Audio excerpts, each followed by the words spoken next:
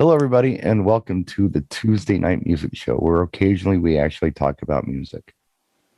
Tonight, I am joined by my good friend of many, many years, the Keanu Reeves stunt double for John Wick films, Mr. Ouch. Jay Brannan. How are you?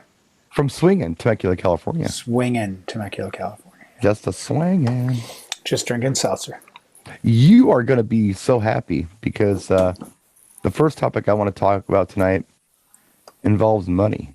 And I know that's what you love to talk about. Well, you know, I would do this for free if I hit the lottery, but I haven't hit the lottery. Right. So until that point, I need money. Speaking of doing it for free, that's kind of what I wanted to talk about. Okay. We have a mutual friend, and We do. yeah. Well, I think you know him. Maybe we're not mutual friends, but if we're not, we should be. He's a good guy. Hey, Howie, welcome to the party. Yeah. Oh, sorry I'm late, guys. You That's okay. better be. Recording is in progress and everything. Yeah, we're rolling, dude. We're happening. Unlike Brian last night. Just pop in whenever. Sorry about that. That's all good. Oh, good. So anyway, and you can join in on this too, Howie. You'd be a great guy to talk about this.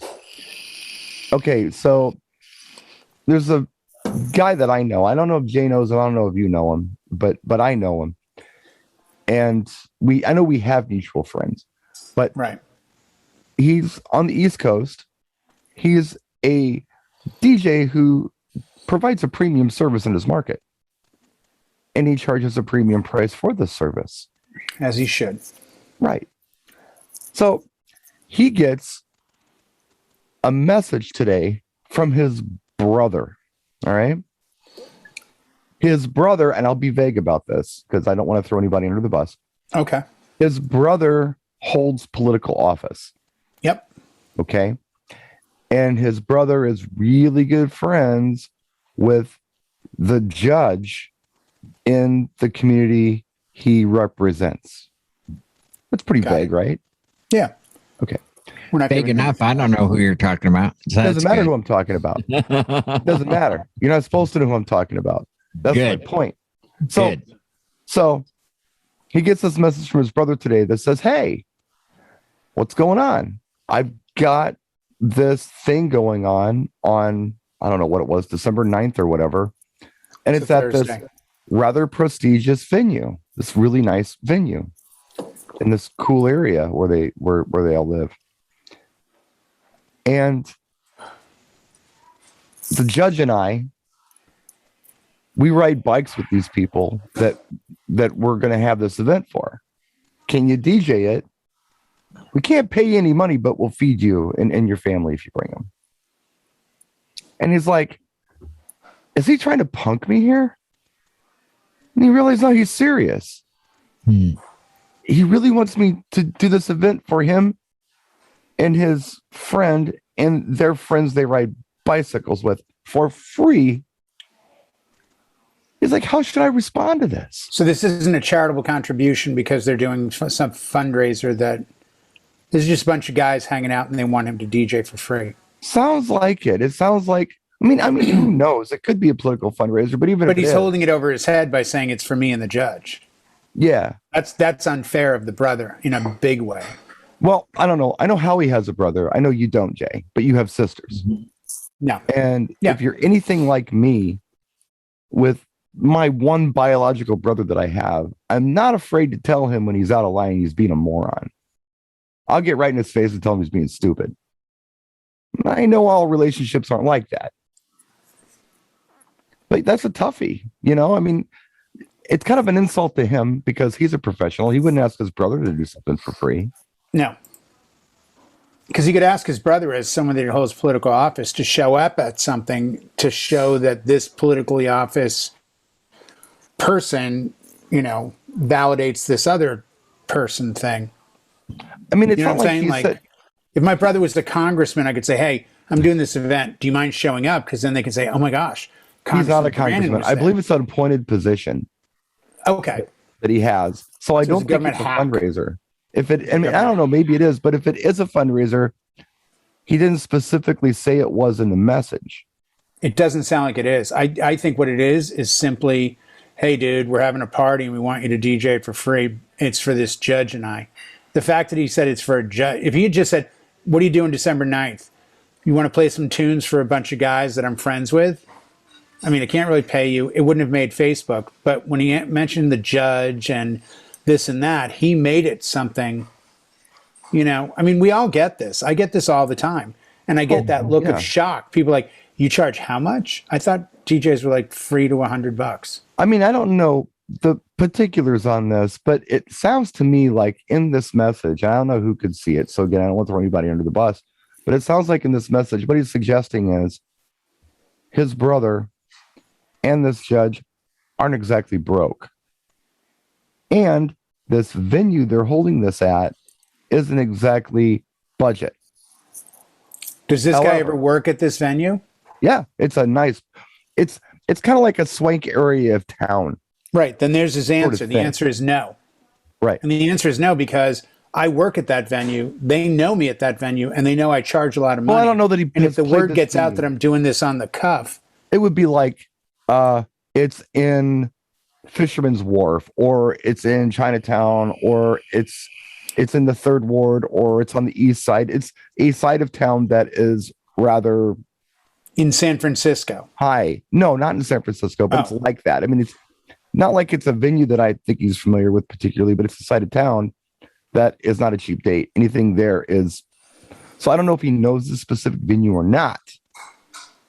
But what I do know is that he knows that it can't be a cheap date because it's on that side of town. You know what I'm saying? Then the answer is no. Yeah. But it's I don't see an upside for him. It's a very weird position. And I would be like you. I would simply say, dude, that's a terrible position to put me in. This is what I do for a living. Right. Like when I go out, I get paid to go out, period. When you go out, it has something to do with your elected position. When the judge goes to work, nobody's asking him to come hear a case off, for free. It's no different. It got me thinking, just about generally asking people to do things for you that they do professionally, as a favor or whatever. I mean, with my group of friends, and you guys kind of know who my people are, who aren't DJs. I mean, I've talked about them. You've seen them on my Facebook page. Like for instance, I got this one friend who's a really good mechanic. Okay. Mm-hmm. And he's offered to help me with things. And that's cool. And I really do appreciate it. In exchange for this, I think I would offer him up anything that I could do, DJ wise or whatever. Right. However, I'm thinking about this, and because we are service providers, and they're picking premium dates for us to do things, I'm not asking this guy to wrench on a car in his prime time to work somewhere else. He's doing it on his day off or after work or whatever comes by helps out. For me, it's like, okay, we want to take your prime date and have you do it for free. And what are you offering in exchange? Food? You show me the menu. The food isn't like outrageously expensive. So I don't know. I just thought that would be an interesting topic. When you're asked to do something either discounted or for free, how do you handle it? There's something else that I wanted to talk about, and how he's shaking his head and smiling already. He's actually excited about this. He wants to talk about it. Did you catch the text messages I was getting yesterday? Were you listening to that last night we were talking, Jay? Yes. It was the buddy that wanted to borrow lights. Not a buddy. It wasn't a buddy. It was a stranger. Oh, stranger. I mean, yeah, stranger. She's like, and like out of state, because the area code is Chicagoland. I don't know this person's name. Chewy Ave? I have no idea. Yeah, somewhere down Chewy there. Ave at the Holiday Inn. Do it. If it's Chewy Ave at the Holiday this Inn. person calls me. I'm driving around. They call me, and I don't have hands free in the car, or I've got one hand. I'm trying to listen to this conversation, and they're really like telling me how much they appreciate my videos and what I do and all this Buttering stuff. you up. Thank you. Can I borrow some lights? I thought that's what they said, but I wasn't sure. I was driving, and I was trying to, do this. Like, look, I'm driving. Can you text me and I'll get back to you?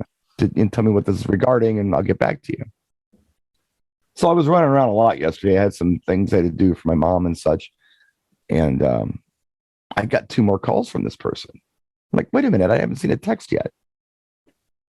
So finally, I answered the phone as I'm driving and said, hey, I'm still driving. You have to text me. Several hours went by. I had some family emergency stuff I had to deal with. Finally got a chance to respond to this person, probably about 9:30 last night, right after Howie's show. And I'm like, look, I don't loan out lights, but I tell you what, I've got some old stuff sitting around here. I'd be willing to sell you to get you by, cheap. Thinking to myself, hey, I don't know you. I don't loan lights, but I'm not completely unsympathetic to your problem. Let me try to help you.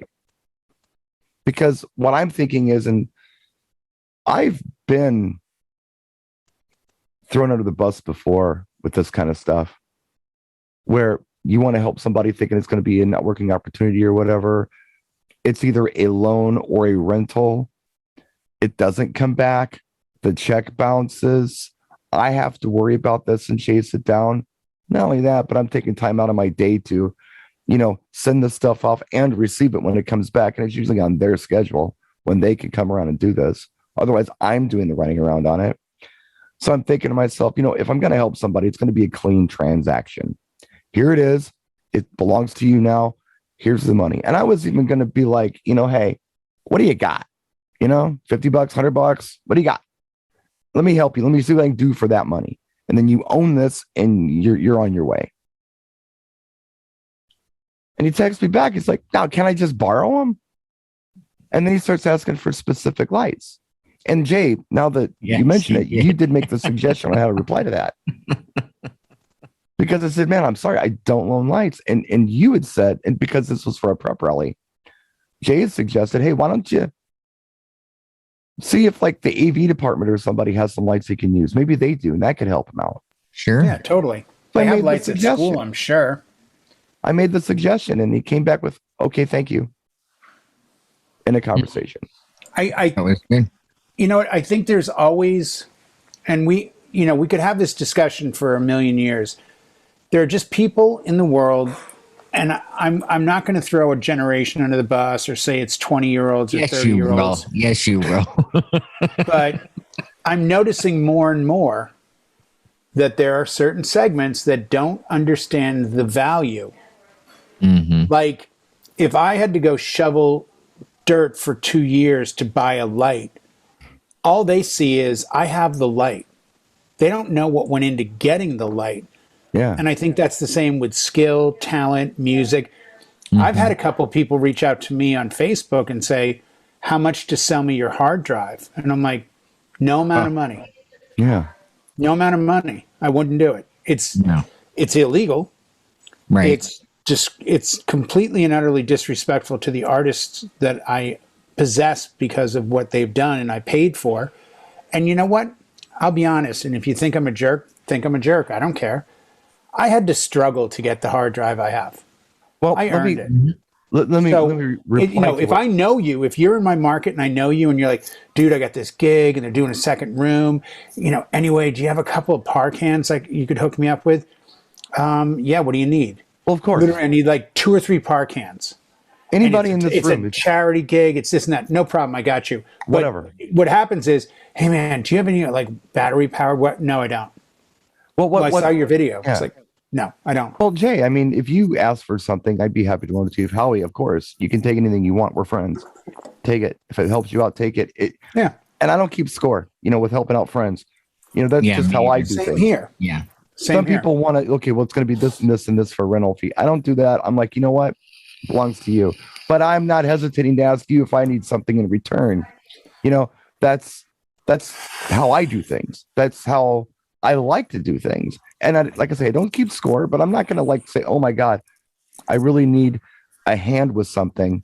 I need a ride to the airport or whatever. Of course, I'm going to ask Jay, can I get a ride to the airport? I'll give you a ride. Yeah, you're right to the airport. No big deal. So yeah, that's what friends do for friends. And I wouldn't expect to get a ride back. I'm not a fan of keeping score because right, it gets you in trouble. It's the famous, like, Brian, you're getting this round because I've gotten the last two. You be a big boy, put on your big boy pants. Right. When you step up to the bar and say, let me get a round, you buy it with no anticipation of having anyone buy you another round. But that's adults, you know? Well, that's the problem. Here we go with these stupid 20-year-old. Okay. Hold on a second. Old there man. he is. Throwing the generation under the bus. I want to go back to what you said about not appreciating things when you don't have to earn it or you're not paying for it. Yeah, I've got a couple things to say about that. I was recently talking to, and I don't care, I'll throw his ass under the bus, Wavy Davy. And he called me just livid on a Sunday. You know, he's a pretty religious guy. Sunday is like his church day. Mm-hmm. But he called me on a Sunday and he was mad. And it takes a lot to make Wavy Davy mad.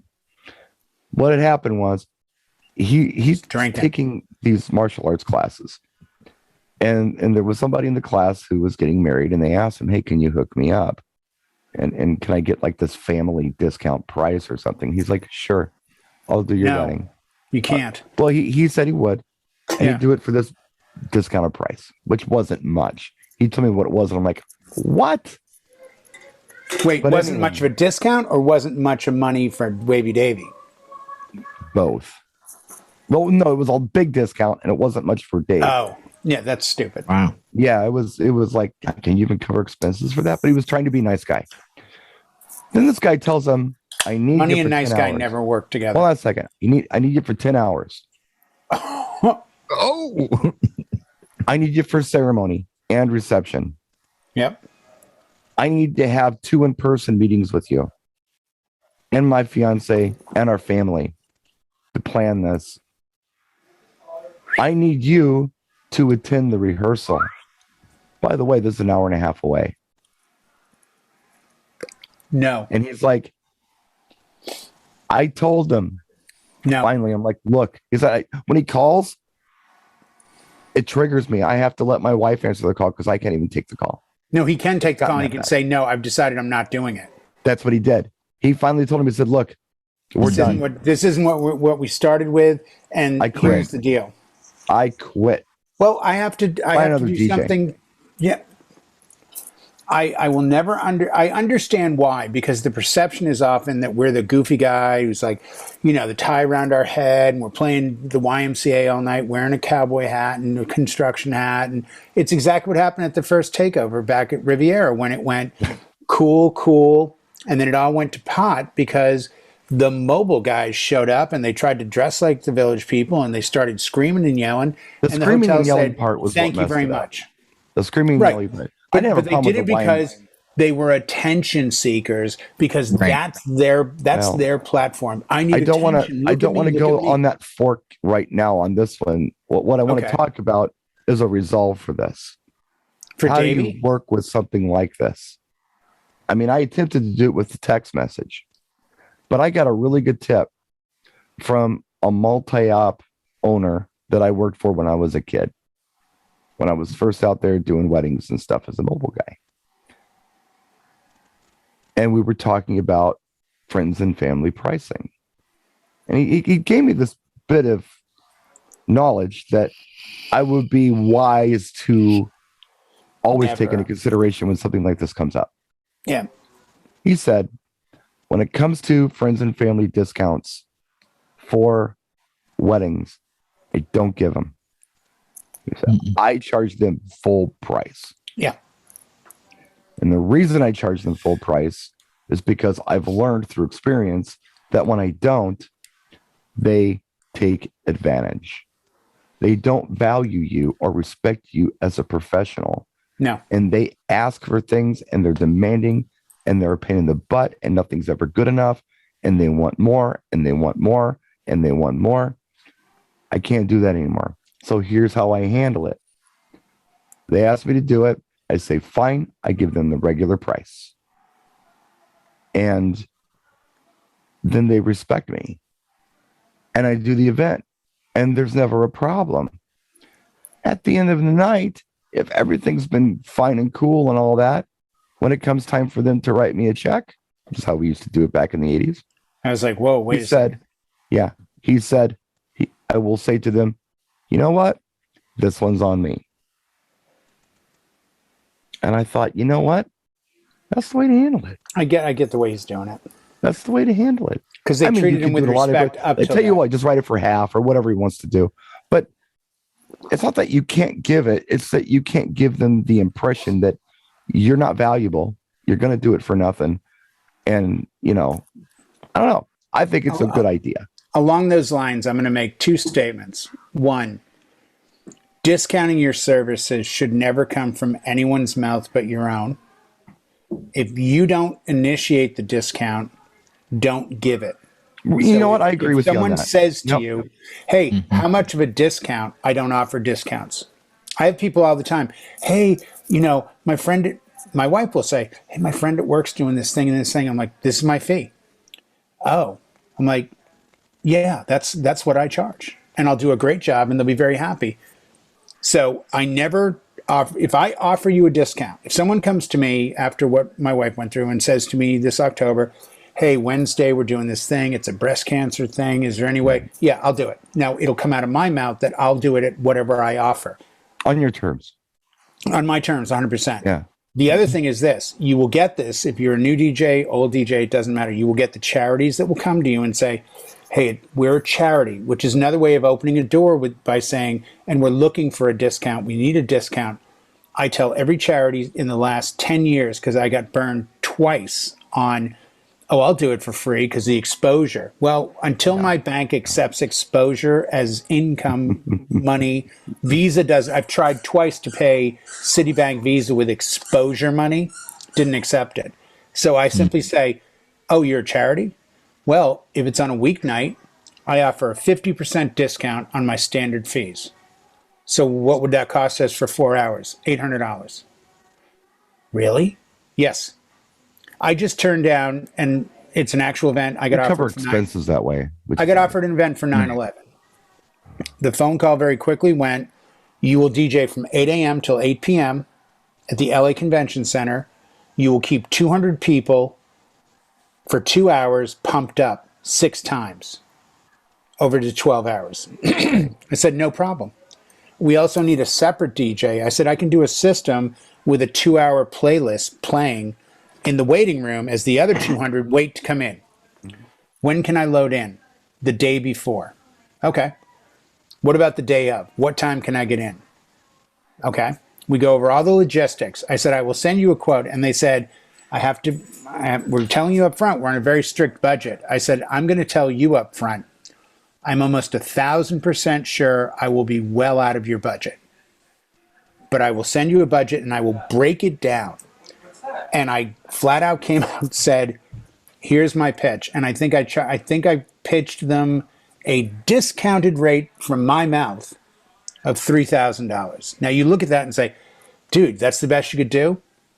I could go to LA on Friday, which would end up being an 8-hour day, then go to LA on Saturday, which would end up being a 14-hour day. That's 22 hours. Or right. I could go to LA, I could leave my house at 2:30 in the morning on Saturday, go to LA, set up, finish, and get home at 2 o'clock in the morning, which would make it a 24-hour day. And I felt that a little over $200 an hour, would be too much. So I cut back a little. I think I was at like $150 an hour. And people were like, oh man, I would have done that because of 9. I said, I understand the meaning of it. I lost friends and people too. Right. But the reality is they didn't say to me, it's 9/11, and it was for a 9/11 charity. But they understood. She goes, I completely understand your quote. We just can't afford you. I said, I have absolutely no problem with that. Well, we've talked about, yeah. Yeah, you would want me to do the best job I could. You've already told me how important the event is. You need someone of my caliber to MC and keep a group pumped for 12 straight hours. And guess what? When it doesn't work, it doesn't work. But make it your decision. Don't let your client say, right. Do you offer that? I got burned on a wedding. Do you offer a military discount? And I said, I do. It's $100. She's like, great. I said, I do. She said, that's great. We'd like to hire you. The next email with all the information, she mentions, blah, blah, blah. And the military discount. Yeah, my dad's in the military. Now, it's too late for me to retract this and say, oh, I'm not doing it because it's you know what I'm saying? Like, so even I now have to say, it's a slippery slope with discounts. The more we don't stand our ground, the more we look like the people think we are. Let me go back to charities for a minute because you mentioned that, and I know that each and every one of us in this room has a charitable cause that we are active in. Yeah. Howie does. Howie does the cancer events annually, correct? Yes. And Jay now, since his wife's had breast cancer, he's there for anybody who wants to raise money for cancer or patients or anything else. And real quick, because I don't know if it's known, and Howie knows, I don't know if a lot of people know, I was with San Diego PD's crisis intervention for 8 years. That was volunteer. I didn't get paid for any of that. So I certainly go way back to even 16 volunteering at Massachusetts General Hospital. So I, as well as you and Howie, understand the importance of giving from the heart. Sure. Yes. It's just tough when it comes to giving from your service sometimes. Well, what I was going to say and what I was going to try to, just suggest is, it's not like we're heartless. It's not like we don't give, but you can't give to everything. You have to kind of pick your cause and stick with it. Otherwise you're going to have people calling you, wanting you to do stuff for free all the time.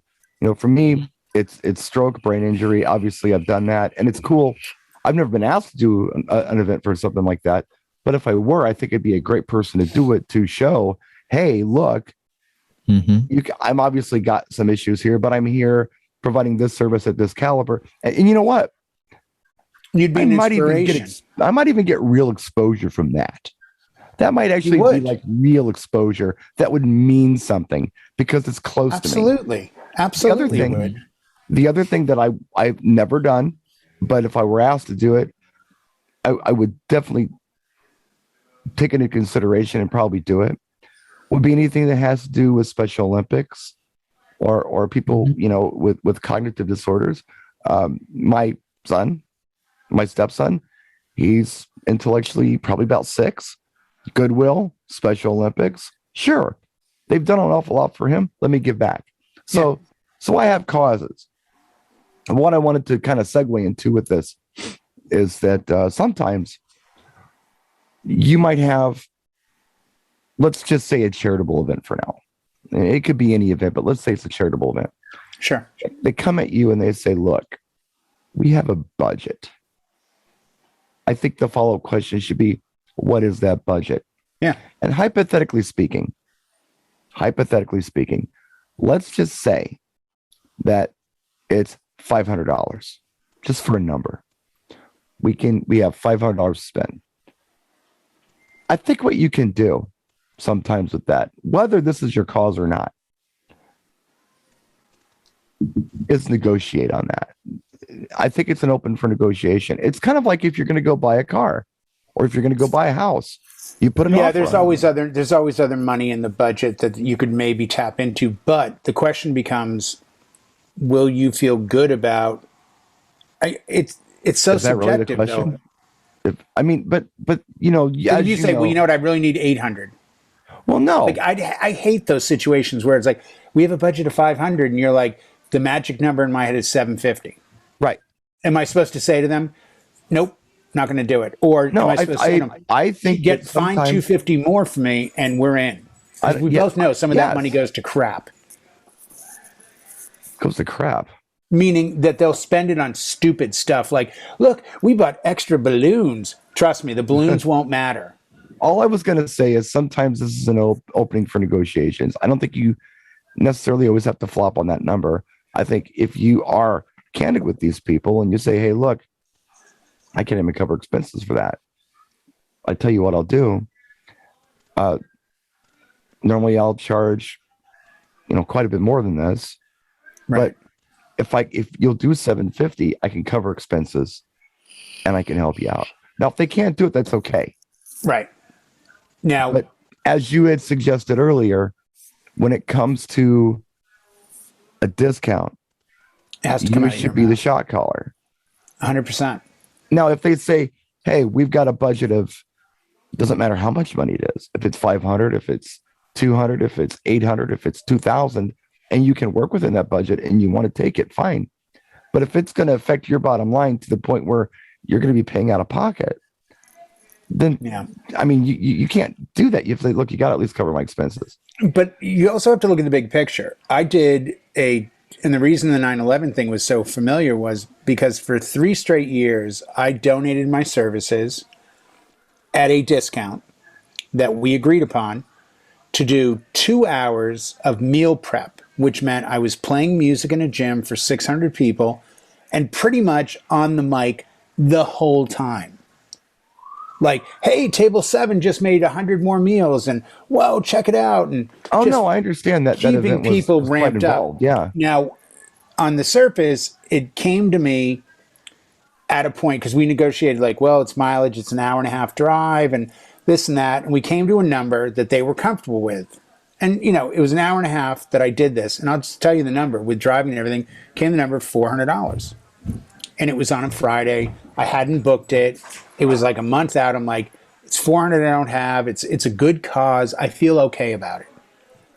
Did the gig. The next year, I did the gig again.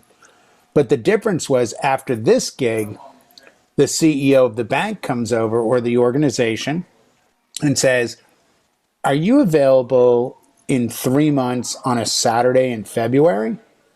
I'm like, what do you got? He goes, our holiday party. I said, let me check. Yeah, I am available. He goes, what would 5 hours run me? Gave him a number without a discount, and he hired me. And then they hired me for the next year. So sometimes you have to look at that picture and say, oh, sure. Is there more work after this? Yeah. But I will say this. If you are new to the charity donation game, and I think most DJs that watch this, put it in the comments, I would say it's about 99% you're doing one and done. You do this event, you're not getting a call, nobody's promoting you, the phone's not ringing. So always give from the heart, not the pocketbook, because if you're not comfortable, you're screwing yourself out of money. That's all you're doing. Well, I don't know. Be careful with that heart thing too, because but like I said, your causes, Howie's causes, my causes. Yeah. That's give to a cause you believe in. Right. So when it comes out of your mouth, I will do this for this.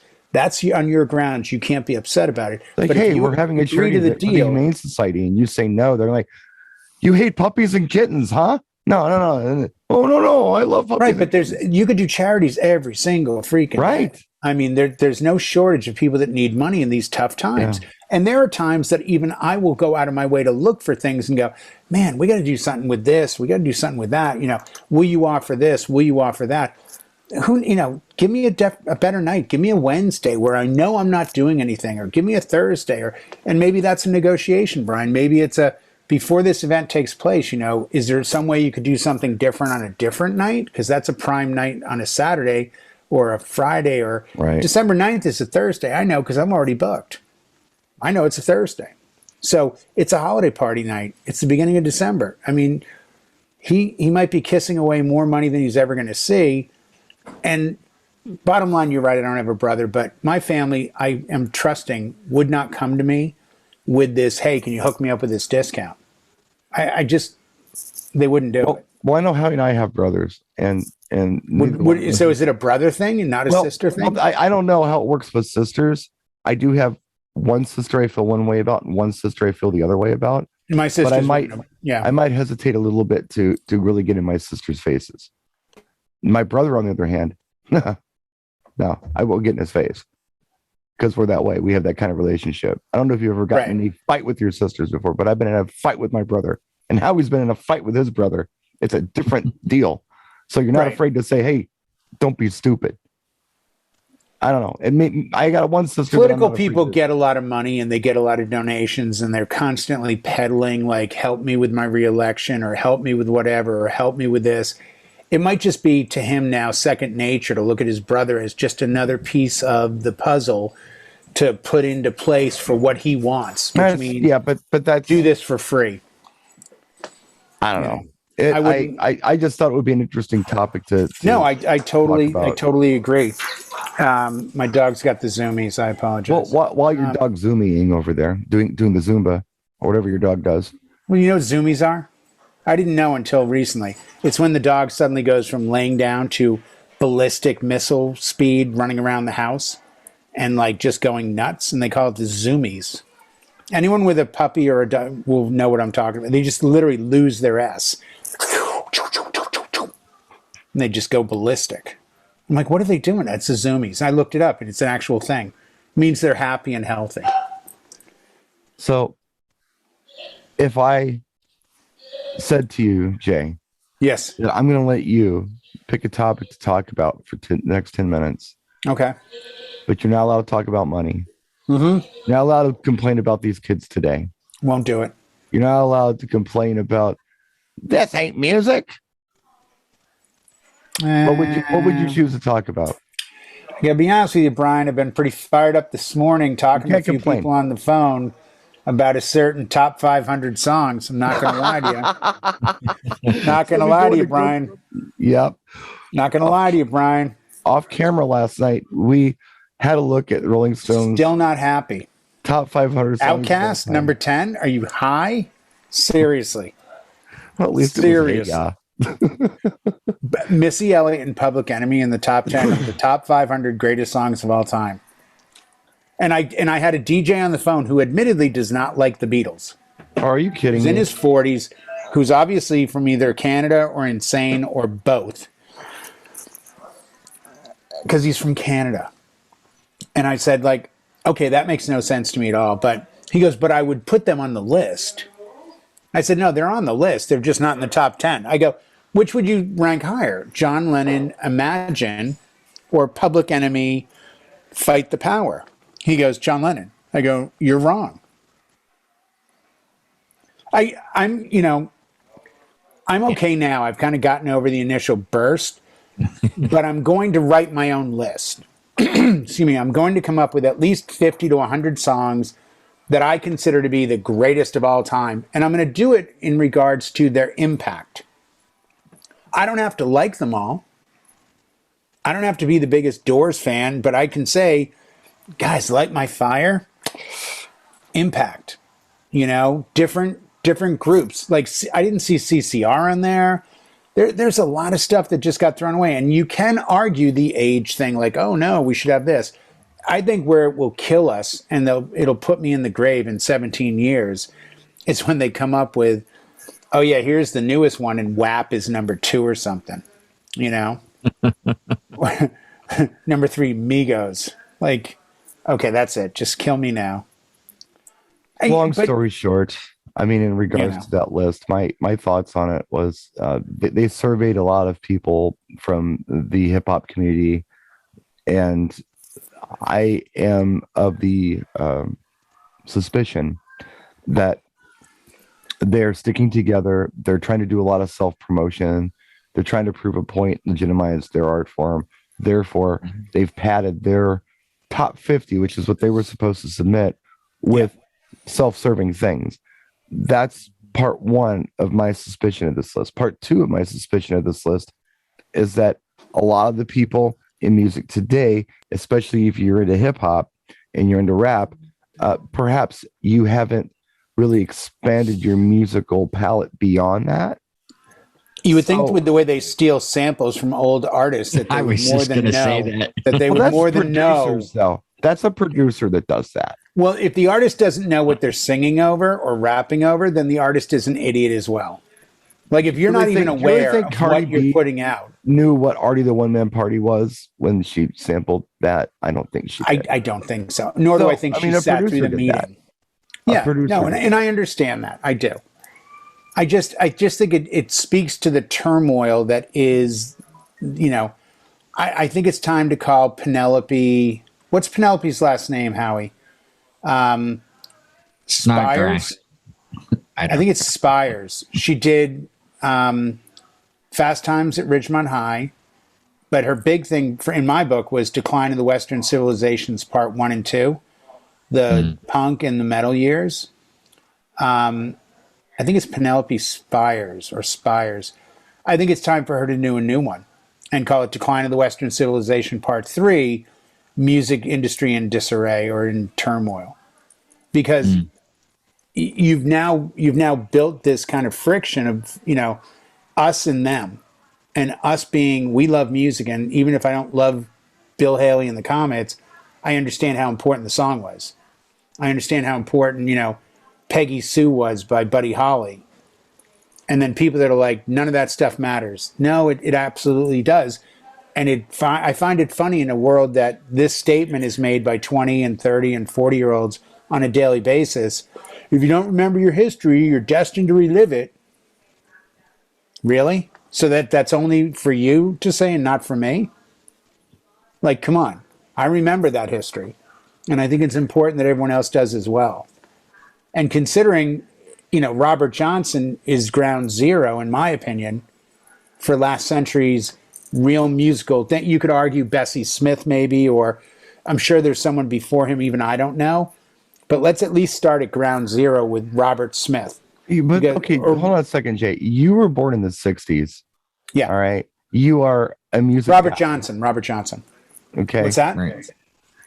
You were born in the 60s. You're a music guy. And I was thinking about this. I mean, just trying to have a little empathy for the artists, okay, as far as their musical palette goes and their knowledge of music goes. I'm thinking to myself, if I'm just talking about rock and roll, right? I was born in 1971. So I'm pretty familiar with the music that has happened since I've been alive. I mean, I'm aware of it. I've seen it happen in real time. I remember songs when I was a little bitty guy. And I remember the radio playing songs, that were a few years old in rotation. So I know that. And as a person and a DJ, I really only had to go back like 16, 17 years to get the complete catalog of rock and roll. That's all I had to do. Right. Now, let's say you were born in the year 2000 and you're 21 years old. How far back did you have to go to get the complete catalog of rock and roll? Oh, yeah, considerably more. A lot more. I mean, help me with the math on this. Is that 46, years. 47 years? Yeah, going on worth of hits years. That you have to kind of know about and have in your lexicon? That's a lot to ask. Yeah, but if that's your game, I mean, I don't think you go to a doctor that's in medical school today and say, we're not going to teach you what we taught 100 years ago, but you still got to know a broken bone from a broken bone. I think you still got to know there was the 50s and the 60s and the 70s and the 80s. That's idealistically, yes, but you have to consider the community and what they're about. And I don't know. I just think that if you're going to talk about music, you can't be exclusive. You have to be inclusive. And to be inclusive, I think so. And I mean, let's call it what it is. If you want to talk about the community, and we're more talking hip hop than anything else, guys, you're disregarding the entire 50s catalog, the 40s, 30s, the 20s of music made by people that eventually got sampled to get you where you are today. Have you ever heard of without that sampling? Have you ever heard of Shady XL, the station on Sirius XM? Yes, I have. It's a hip hop. Now I'm a proud subscriber of Sirius. I have my own subscription. They have a morning show. Yep. And a couple of Is that the one that what's his name? He used to be on MTV. I don't know who hosts it. I think it's Sway. It might be. I don't even know. You know more about it than I do. Yeah. But a few years ago, they had Ad Rock on there from Beastie Boys. And they were talking to him about, their music and stuff. And they asked him, they said, hey, what new hip hop are you listening to? He said, I don't listen to new hip hop. Like, what? Like, no, I'm in my 50s. So what are you listening to? He says, well, I'm going back and I'm listening to everything that I missed the first time around. Because when I was into hip hop, I was completely submersed in it. And I lived it and I ate it and I breathed it. But I missed so many other things. So now I have the opportunity to go back and see the things that I missed. Yeah. Maybe that's the way it works. You have musicians who are a little more in tune with stuff because they're listening for different things. Then you have rappers who are more poets and they're urban poets. So they're not really too interested in other poetry that goes way back or music, because it's not really their thing. It's more of a poetry thing and a beat thing that the producer handles. I think the music would enhance. It's a lifestyle thing. Right. More than a music thing. When I read Guitar Player, and it was most poignant when I first got really into the guitar and really into the rock scene, and Ace Frehley of Kiss was on the cover, and they interviewed Ace and Paul Stanley and Gene Simmons. And I remember one of the questions to Ace Frehley was, what guitar players are you into? And he was like Derringer, Ted Nugent, Pete Townsend, Jeff Beck, Jimmy Page, Eric Clapton. And I didn't know Jeff Beck. I don't think I knew Derringer. Like, I wasn't into the names. I may have been into the songs, but not the names. So I had to start researching.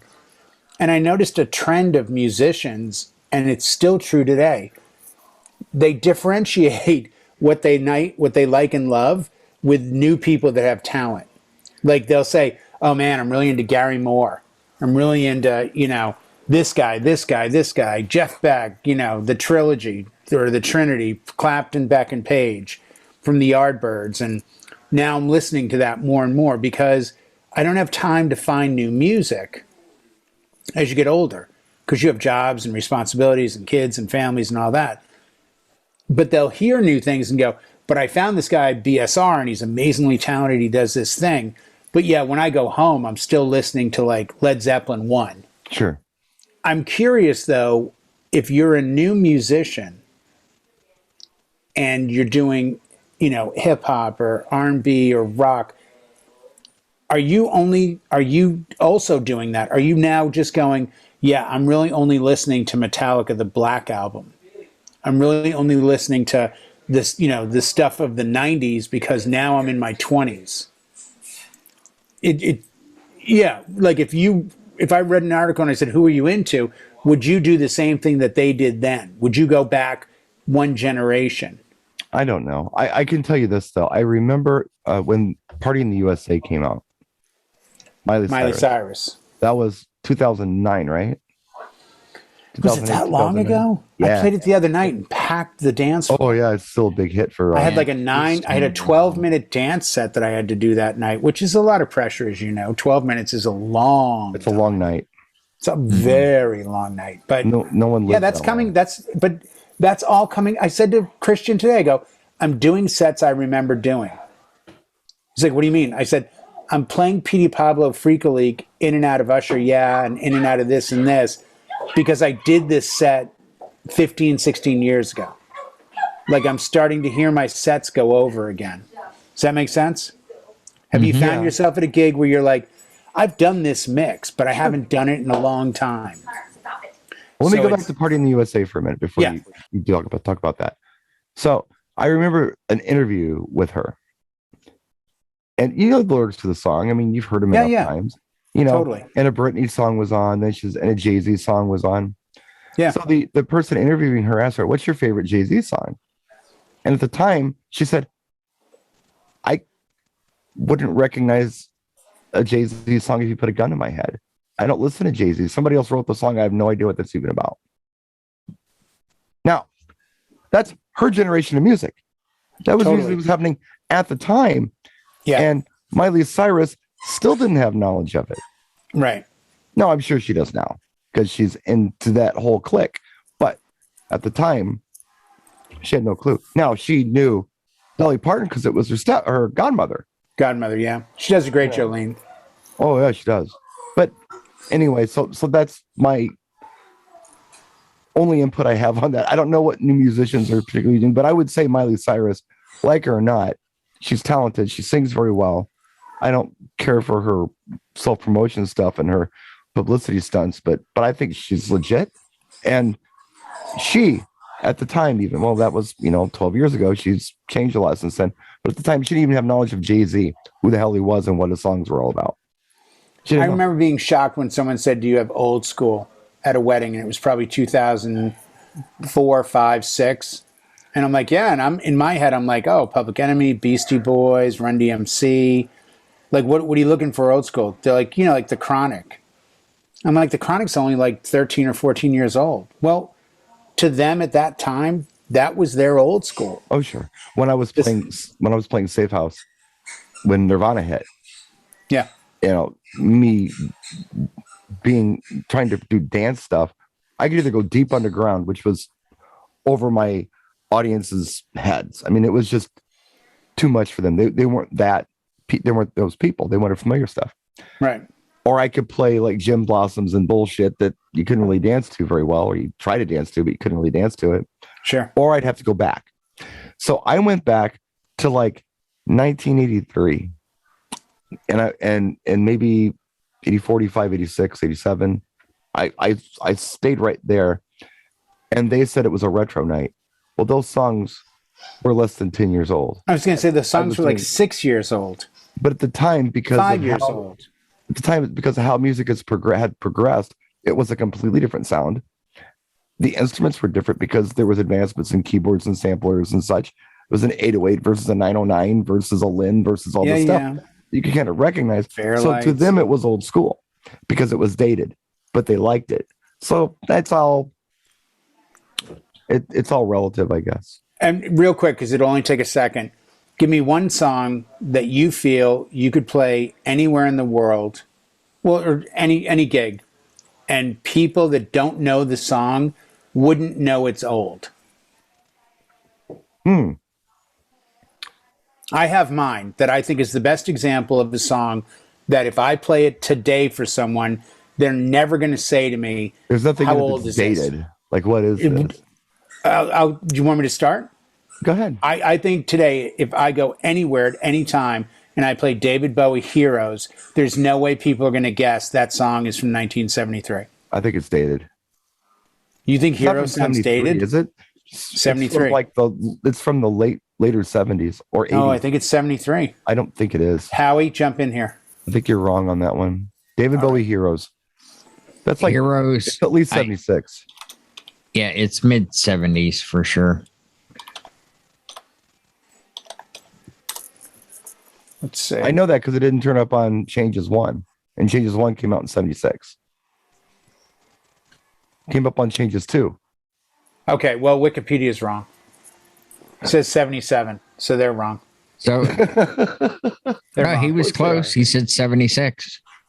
No, at least, I swear it's 73. That was the earliest it could have been with 73. Great. So I've been hanging on this for like 10 or 15 years, my whole David Bowie 73 Heroes thing, and no one's ever corrected me.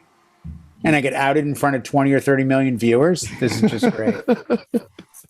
Well, Side note, Johnny Ramone's guitar is up for auction at a website until Friday. You know the song that I think that they wouldn't know was old? Joey Ramone's. No, Johnny's. The Mossrite that he played his entire career. I came up with one that I think people wouldn't know was old. Which one? I don't think they would. And they wouldn't know how old it was if they thought it was old. Right. Jose Feliciano's rendition of The Doors' Light My Fire. Yeah.